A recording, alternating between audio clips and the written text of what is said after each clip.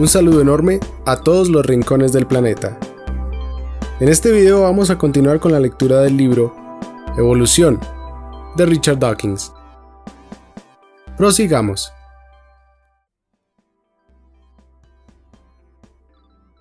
Capítulo 8.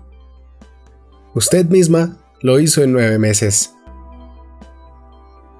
El irascible genio de J.B.S. Haldane, entre cuyos logros se cuenta haber sido uno de los 3 arquitectos del neodarwinismo, fue desafiado en una ocasión por una señora después de una conferencia pública.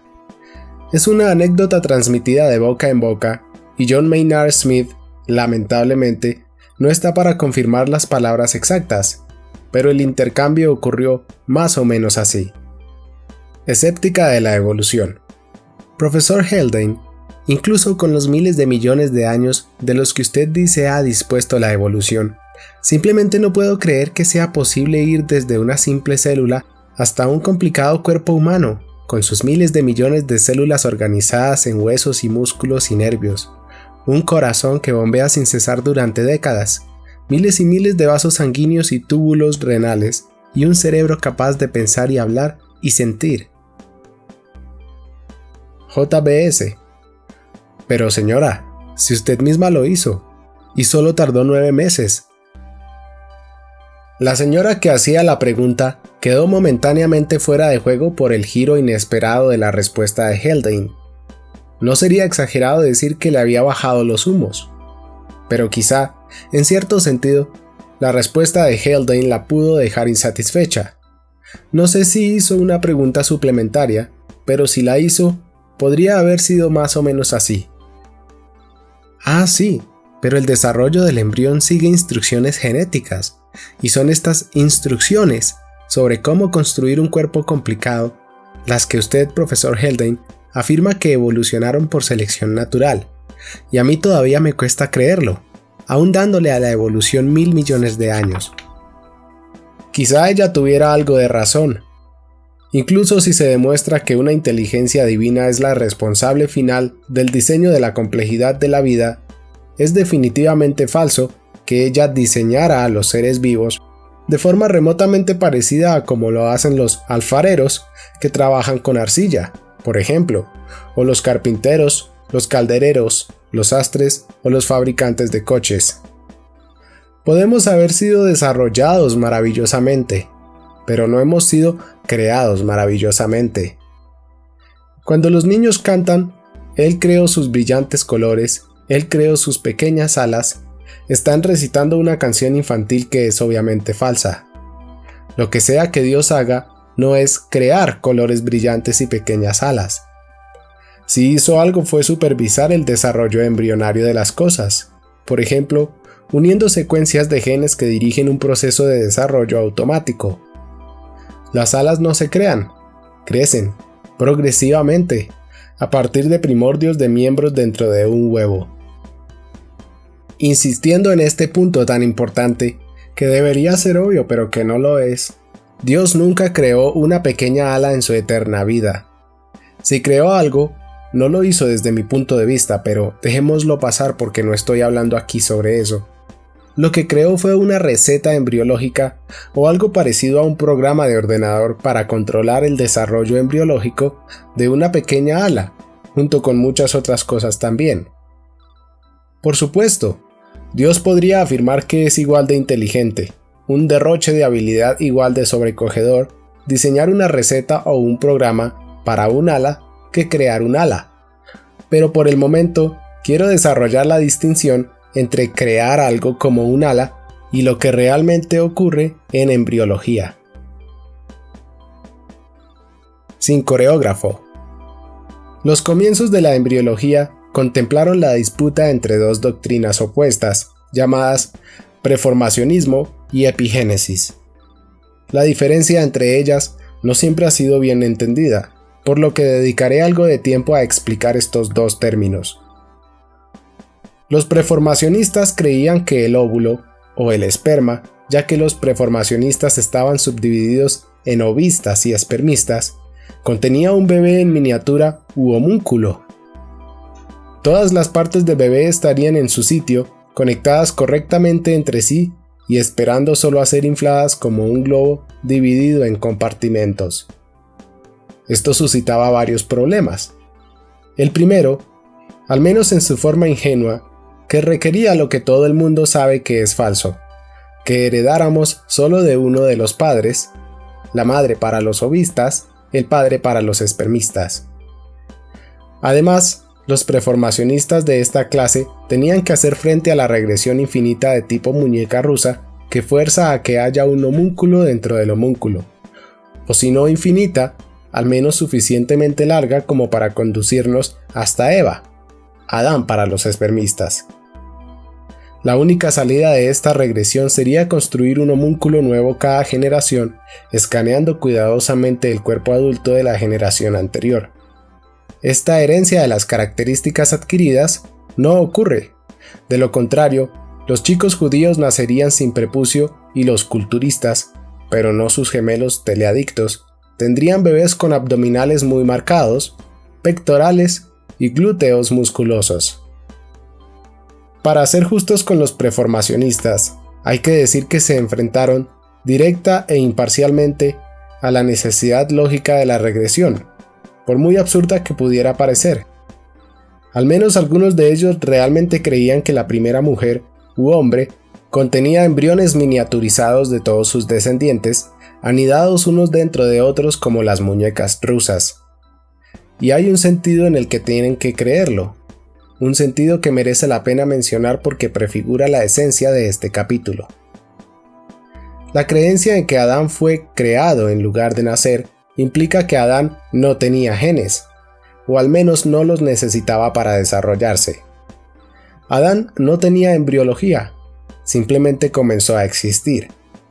Una deducción similar condujo al escritor victoriano Philip Gosset, el padre de la obra de Edmund Gosset, Padre de Hijo, Estudio de dos temperamentos, a escribir un libro llamado Ónfalos, ombligo en griego, argumentando que Adán tuvo que tener ombligo a pesar de no haber nacido nunca.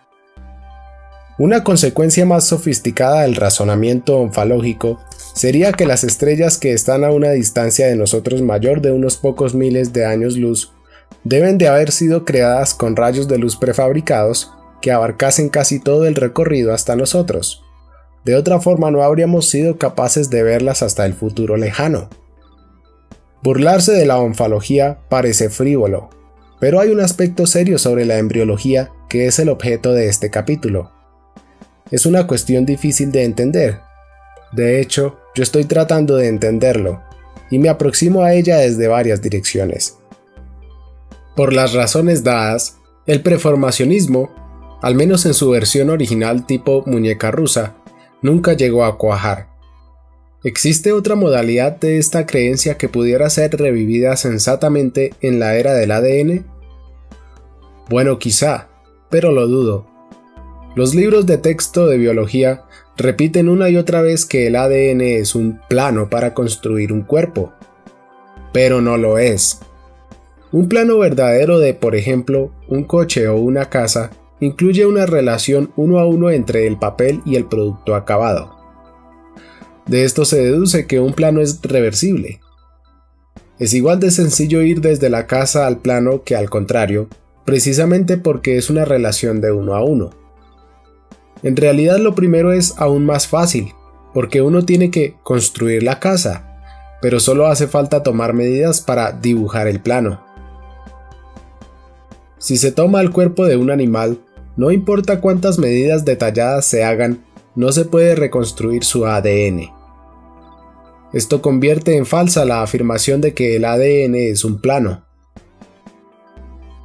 Es teóricamente posible imaginar, quizás la forma en que funcionan las cosas en algún planeta alienígena, que el ADN podría haber sido una descripción codificada de un cuerpo, un tipo de mapa tridimensional proyectado sobre el código lineal de las letras del ADN. Esto sí sería reversible. No es una idea totalmente ridícula escanear todo el cuerpo para construir un mapa. Si esta fuera la forma en la que funcionara el ADN, podríamos representarlo como un tipo de neopreformacionismo. No volvería a traer el espectro de las muñecas rusas. No me queda claro si traería en su lugar el espectro de la herencia de un solo padre. El ADN tiene una forma sorprendentemente precisa de intercalar cada mitad de la información paterna con la mitad exacta de la información de la madre. Pero, ¿cómo se podría intercalar la mitad de la lectura del escáner del cuerpo del padre con la mitad de la lectura del escáner del cuerpo de la madre? Dejemos esto, queda muy lejos de la realidad. Por tanto, el ADN no es, con toda seguridad, un plano. A diferencia de Adán, que fue creado directamente en su forma de adulto, todos los cuerpos reales se desarrollan y crecen a partir de una única célula, a través de los estadios intermedios de embrión, feto, bebé, niño y adolescente. Quizá en algún mundo alienígena las criaturas vivas se ensamblan a sí mismas de los pies a la cabeza como un conjunto ordenado de biopíxeles tridimensionales obtenidos de la lectura codificada de un escáner. Pero no es así como funcionan las cosas en nuestro planeta, y de hecho, creo que hay 3 razones, que ya he mencionado en otro sitio y en las que no voy a entrar aquí, por las que nunca podría haber sucedido en este planeta. La alternativa histórica al preformacionismo es la epigénesis. Si el preformacionismo se basa en planos, la epigénesis se basa en algo más parecido a una receta o a un programa de ordenador. La definición que aparece en el Shorter Oxford English Dictionary es más bien moderna, y no creo que Aristóteles, que acuñó la palabra, pudiera reconocerla. Epigénesis, una teoría del desarrollo de un organismo por la diferenciación progresiva de un todo inicialmente no diferenciado.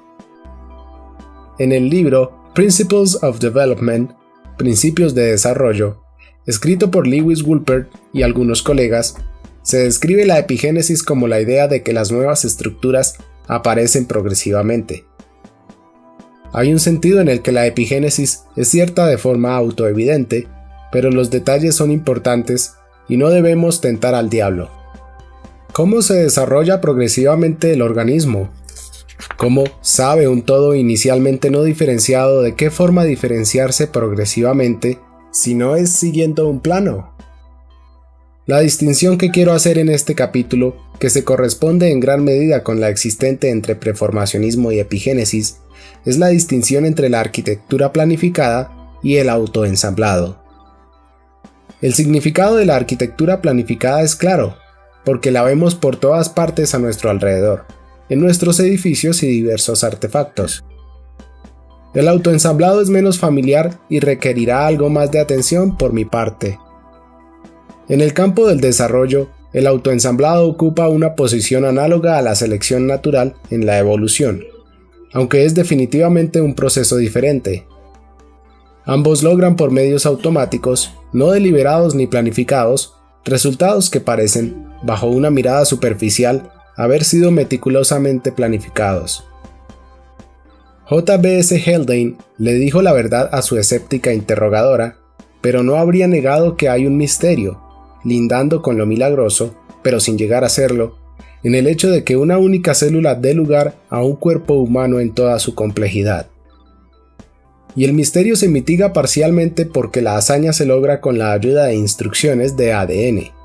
La razón por la que el misterio persiste es que encontramos difícil de imaginar, incluso en principio, cómo podríamos escribir las instrucciones para construir un cuerpo de la forma en que el cuerpo se construye realmente, es decir, mediante lo que he llamado autoensamblado, que está relacionado con lo que los programadores de ordenadores llaman procedimiento ascendente, frente a procedimiento descendente. Un arquitecto diseña una gran catedral. Después, mediante una cadena jerárquica de órdenes, el procedimiento de construcción se separa en diferentes secciones que, a su vez, se dividen en subsecciones, y así hasta que las instrucciones llegan finalmente a los albañiles, carpinteros y cristaleros, quienes van a trabajar hasta que la catedral se termina y acaba pareciéndose a los dibujos originales del arquitecto. Esto es diseño descendente. El diseño ascendente funciona de forma completamente distinta. Nunca lo creí, pero había una tradición que afirmaba que algunas de las mejores catedrales medievales de Europa nunca tuvieron un arquitecto. Nadie diseñó la catedral. Cada albañil y carpintero habría empezado a trabajar a su manera, en su propia esquina del edificio y sin prestar atención a lo que los otros estaban haciendo ni a ningún plano general. De alguna forma, habría emergido una catedral de esta anarquía. Si eso hubiera ocurrido realmente, habría sido arquitectura ascendente. A pesar del mito, es seguro que eso no ocurrió así en las catedrales. Pero eso es esencialmente lo que ocurre en la construcción de un montículo de termitas o de un nido de hormigas, y en el desarrollo de un embrión. Es lo que hace a la embriología tan diferente de cualquier otra cosa con que los humanos estamos familiarizados en los campos de la construcción o la fabricación. El mismo principio funciona en cierto tipo de programas de ordenador, en cierto tipo de comportamiento animal y, uniendo ambas cosas, en los programas de ordenador diseñados para simular el comportamiento animal. Supongamos que queremos entender el comportamiento de las bandadas de estorninos. Existen algunas películas impactantes en YouTube de las cuales se han sacado las instantáneas que se reproducen en la página de color 16. Estas maniobras de ballet fueron fotografiadas en Otmoor, cerca de Oxford, por Dylan Winter. Lo que resulta sorprendente del comportamiento de los estorninos es que, a pesar de lo que podría parecer, no hay un coreógrafo, ni por lo que sabemos, un líder. Cada pájaro está siguiendo reglas locales. El número de pájaros en estas bandadas puede llegar a ser de millares y casi nunca chocan. Esto resulta fundamental porque, dada la velocidad a la que vuelan, cualquier impacto les causaría graves heridas. A menudo, toda la bandada parece comportarse como un individuo, girando y revoloteando simultáneamente. En la fotografía, por ejemplo, hay 3 bandadas, una pequeña y densa a la derecha moviéndose deprisa de izquierda a derecha, una grande, más difusa, con forma de cúpula sobre el suelo, en el centro izquierda de la fotografía, moviéndose despacio de derecha a izquierda y luego volviendo, y una bandada similar grande, difusa, como una cúpula apoyada sobre uno de sus lados en la parte de arriba de la fotografía, moviéndose a una velocidad media de derecha a izquierda. En esta parte de la película, como suele ocurrir, parece que las bandadas se mueven unas hacia otras en direcciones opuestas, manteniendo intacta su coherencia como bandadas independientes. Esto las hace parecer casi milagrosas, pero las bandadas están a distancias diferentes de la cámara y no se mueven en rumbo de colisión. La precisa definición de los bordes de la bandada contribuye al placer estético. No se diluyen gradualmente, sino que determinan una frontera abrupta. La densidad de pájaros en la frontera no es inferior a la que hay en el interior de la bandada, mientras que es 0 fuera de ella. En cuanto empezamos a pensar en ello de esta forma, ¿no es maravillosamente sorprendente?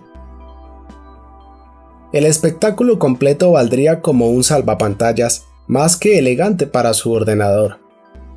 Pero no nos gustaría tener una grabación real de estorninos porque el salvapantallas repetiría los mismos movimientos de ballet una y otra vez y por tanto no se activarían todos los píxeles por igual. Lo que querríamos es una simulación de una bandada de estorninos y como le diría cualquier programador, hay una forma correcta y otra incorrecta de hacerla. No intente coreografiar el ballet completo. Sería un tipo de programación terrible para una tarea de estas características.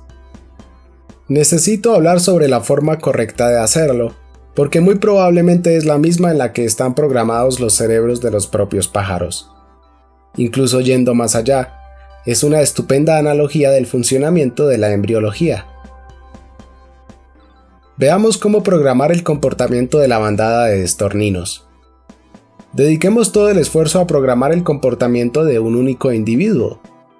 Determinemos en el interior de los estorninos robots las reglas detalladas de cómo volar y de cómo reaccionar a la presencia de los estorninos vecinos, dependiendo de su distancia y posición relativas. Introduzcamos las reglas que cuantifican el peso del comportamiento de los vecinos y de la iniciativa individual al cambiar de dirección. Estas reglas del modelo serían definidas mediante medidas tomadas cuidadosamente de pájaros reales en acción. Proporcionemos a nuestro ciberpájaro una cierta tendencia a variar las reglas aleatoriamente. Después de escribir un complicado programa para especificar las reglas de comportamiento de un único estornino, llega ahora el paso definitivo que estoy enfatizando en este capítulo. No intente programar el comportamiento de una bandada completa, como habrían intentado programadores de una generación anterior. En lugar de eso, clone el estornino ya programado. Haga miles de copias de su pájaro robot, quizá todas iguales o quizá con alguna ligera variación aleatoria en sus reglas. Ahora libere miles de modelos de estornino en su ordenador para que interaccionen con los otros, obedeciendo todos las mismas reglas. Si consigue establecer las reglas de comportamiento correctas para un único estornino, miles de ellos, cada uno como un punto en la pantalla, se comportarán como estorninos reales volando en bandada en invierno. Si el comportamiento no está bien definido, puede volver atrás y ajustar el programa del estornino inicial, quizá a la luz de nuevas medidas del comportamiento de estorninos reales. Ahora, clone la nueva versión 1000 veces, reemplazando los 1000 que no funcionaron. Siga iterando su reprogramación del estornino inicial hasta que el comportamiento de la bandada formada por miles de ellos en la superficie de un salvapantallas sea realista. Craig Reynolds escribió un programa siguiendo estas directrices en 1986, no específicamente para estorninos, y lo llamó Voids. El punto esencial aquí es que no hay ni un coreógrafo ni un líder. Orden, organización, estructura, todo ello emerge como efecto lateral de las reglas que se obedecen localmente, repetidas veces, pero no globalmente. Y así es como funciona la embriología. Todo se hace con reglas locales a varios niveles, pero sobre todo a nivel de una única célula, sin coreógrafo, sin director de orquesta, sin planificación central, sin arquitecto. En el campo del desarrollo o en el de la fabricación, el equivalente a este tipo de programación es el autoensamblado. El cuerpo de un humano, de un águila, de un topo, de un delfín, de un leopardo, de una rana leopardo, de una golondrina. Todos están ensamblados de una forma tan bella que parece imposible creer que los genes que programan su desarrollo no actúan como un plano, como un diseño, como un plan maestro. Pero no, como con los estorninos del ordenador, todo se hace mediante células que obedecen reglas locales. El cuerpo, maravillosamente diseñado, emerge como una consecuencia de que las células obedecen las reglas localmente, sin referencia a nada que pudiera ser llamado un plan global. Las células de un embrión en desarrollo revolotean y bailan unas alrededor de las otras como estorninos en bandadas gigantescas. Pero hay diferencias, y son importantes. Frente a los estorninos, las células están físicamente unidas entre sí en capas y bloques. Sus bandadas se llaman tejidos. Cuando revolotean y bailan como estorninos en miniatura, la consecuencia es que se forman estructuras tridimensionales, resultado de la invaginación de los tejidos en respuesta a los movimientos de las células. O se hinchan o encogen debido a los patrones locales de crecimiento y muerte de la célula. La analogía que más me gusta para esto es la del arte del plegado de papel, el origami, sugerida por el distinguido embriólogo Lewis Wolpert en su libro The Triumph of the Embryo, el triunfo de la embriología. Pero antes de llegar a eso, necesito quitar de en medio algunas analogías alternativas que se nos podrían ocurrir. Analogías obtenidas de los aparatos humanos y de los procesos de fabricación. Analogías para el desarrollo. Es sorprendentemente difícil encontrar una buena analogía para el desarrollo de tejido vivo, pero se pueden hallar similitudes parciales con aspectos particulares del proceso. Una receta encierra parte de verdad, y es una analogía que utilizo algunas veces para explicar por qué un mapa no es apropiado. A diferencia de un mapa, una receta es irreversible. Si se sigue la receta de un pastel paso a paso, se obtendrá un pastel. Pero no se puede coger un pastel y reconstruir la receta. con certeza no las palabras exactas de la receta, mientras que, como hemos visto, se puede coger una casa y reconstruir algo parecido al plano original. Esto se debe a la relación uno a uno entre los trocitos de una casa y los trocitos de un plano. Con excepciones llamativas como la cereza que corona el pastel, no hay una relación uno a uno entre los trocitos del pastel y las palabras o las frases de la receta. ¿Qué otras analogías podría haber con los procesos de fabricación de los seres humanos? La escultura está muy lejos de ser una posibilidad.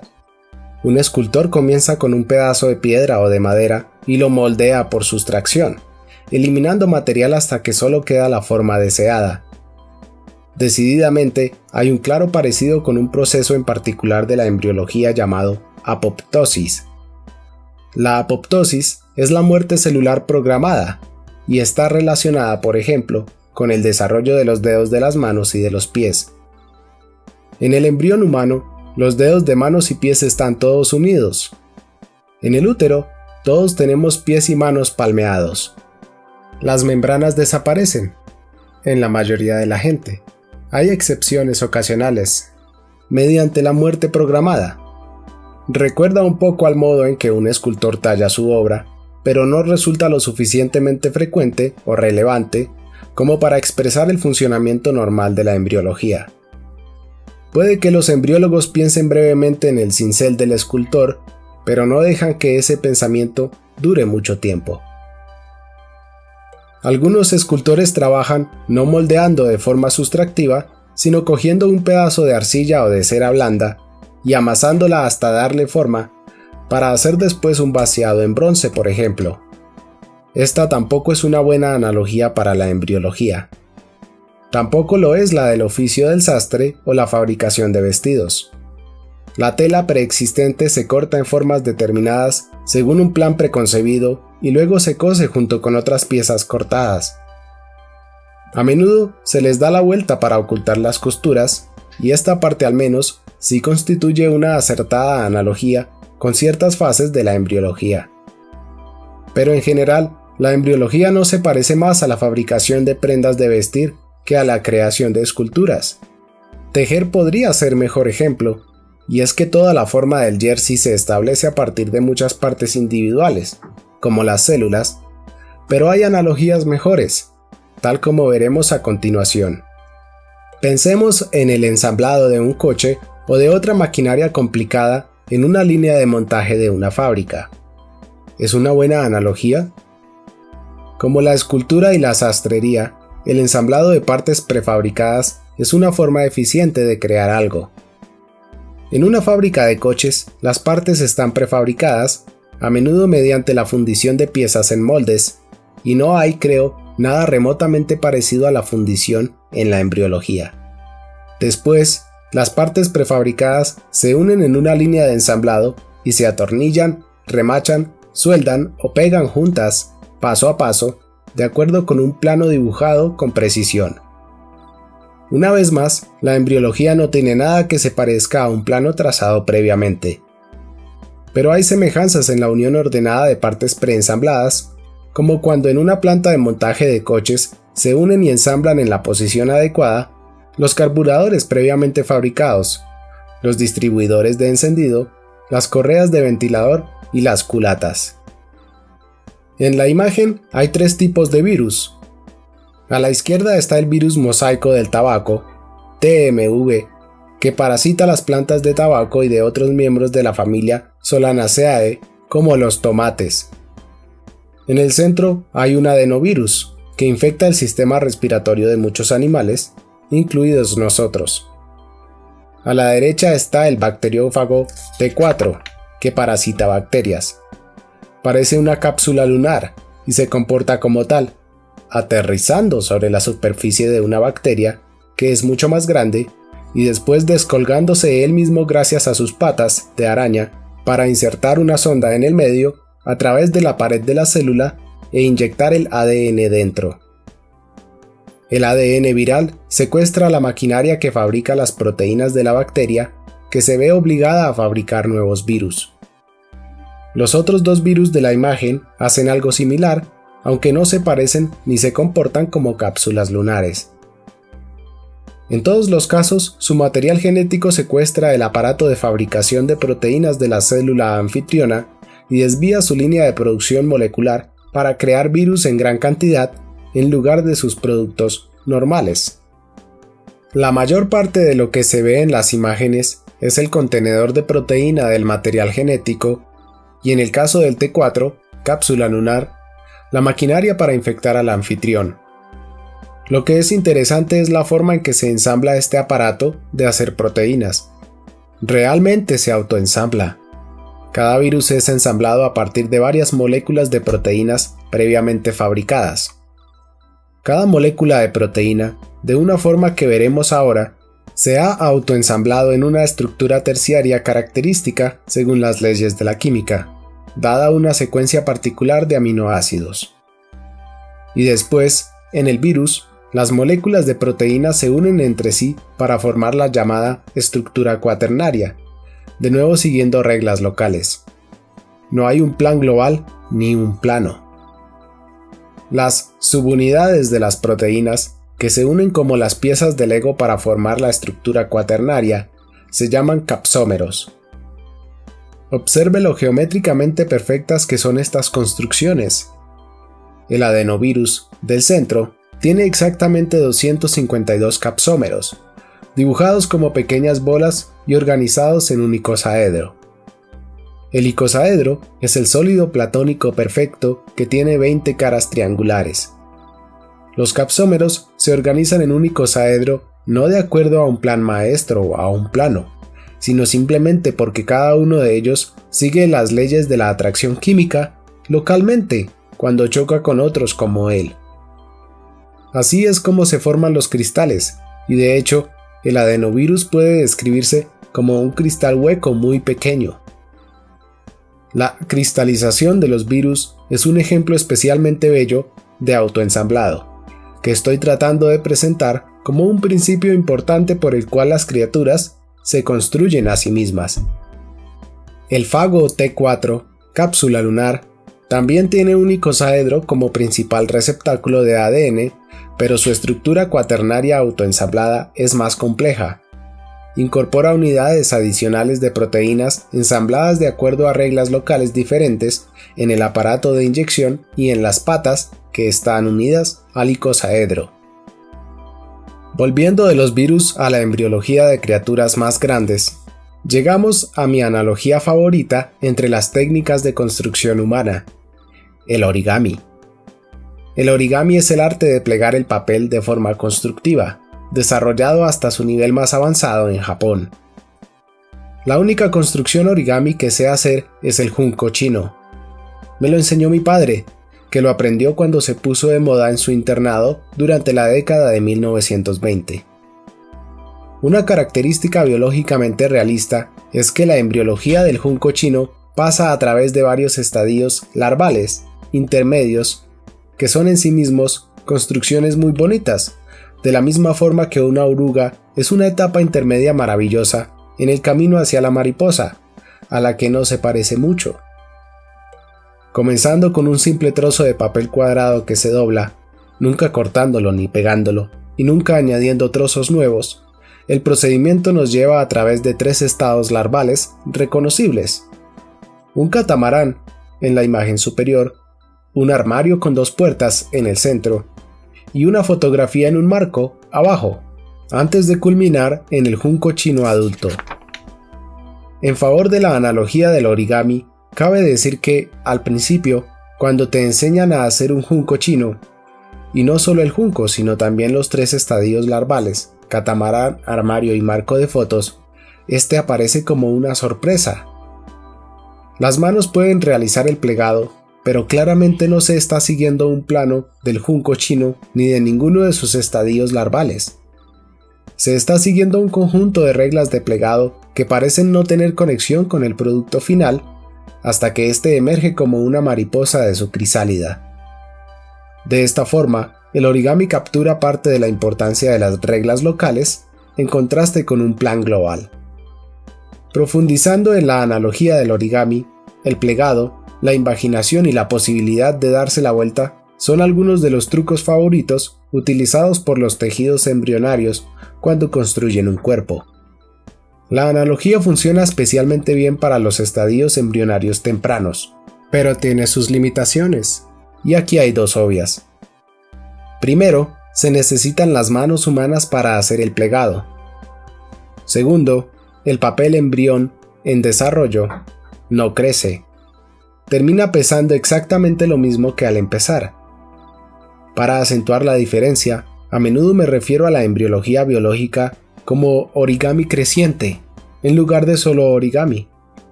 En realidad, estas dos limitaciones se anulan entre sí. Las capas de tejido que se pliegan, se invaginan y se dan la vuelta en un embrión en desarrollo. De hecho, crecen, y es ese mismo crecimiento lo que proporciona parte de la fuerza motora que en el origami otorga la mano humana. Si queremos hacer un modelo de origami con una capa de tejido vivo en lugar de con papel muerto, hay al menos una posibilidad de que, si la capa crece de la forma adecuada, no de forma uniforme sino más rápidamente en algunas partes que en otras, esto pueda provocar de modo automático que asuma una forma concreta e incluso que se pliegue o invagine o se dé la vuelta de cierta manera, sin la necesidad de que las manos hagan el estiramiento y el plegado, y sin que sea preciso un plan global, solo con reglas locales. Y de hecho, es más que una simple posibilidad, porque en realidad ocurre. Llamémoslo autoorigami. ¿Cómo funciona el autoorigami en la práctica, en la embriología? Funciona porque lo que ocurre en el embrión real, cuando una capa de tejido crece, es que la célula se divide, y las células consiguen un crecimiento desigual de las distintas partes de la capa de tejido, y en cada parte de la capa crecen siguiendo porcentajes determinados por reglas locales. De esta forma, por un camino indirecto, volvemos a la importancia fundamental de las reglas locales ascendentes frente a las reglas globales descendentes. Lo que en realidad sucede en los primeros estadios del desarrollo embrionario es una serie completa, mucho más complicada, de versiones de este simple principio. Veamos cómo funciona el origami en los estadios tempranos del desarrollo de los vertebrados. El único óvulo fertilizado se divide para crear dos células. Después las dos células se dividen en 4, y así sucesivamente, con el número de células duplicándose y cuadruplicándose con rapidez. En esta etapa no hay crecimiento, no hay inflación. El volumen original del óvulo fertilizado se divide literalmente, como al partir un pastel, y se termina con una bola esférica de células que tiene el mismo tamaño que el óvulo. No es una bola sólida, sino hueca, y se denomina blástula. La siguiente etapa, la gastrulación, es el sujeto de un famoso aforismo de Lewis Wolpert. El momento más importante de la vida de una persona no es el nacimiento, ni el matrimonio, ni la muerte, sino la gastrulación. La gastrulación es un tipo de terremoto microscópico que barre la superficie de la blástula y revoluciona toda su forma. Los tejidos del embrión se reorganizan masivamente. La gastrulación implica, típicamente, una mella en la bola hueca que es la blástula, de tal forma que pasa a tener dos capas con una abertura al mundo externo. Véase la simulación por ordenador en la página 211. La capa exterior de esta gástrula se llama ectodermo. La capa inferior, endodermo, y también hay algunas células en el espacio situado entre el ectodermo y el endodermo que se denomina mesodermo. Cada una de estas capas primordiales está destinada a construir las partes principales del cuerpo.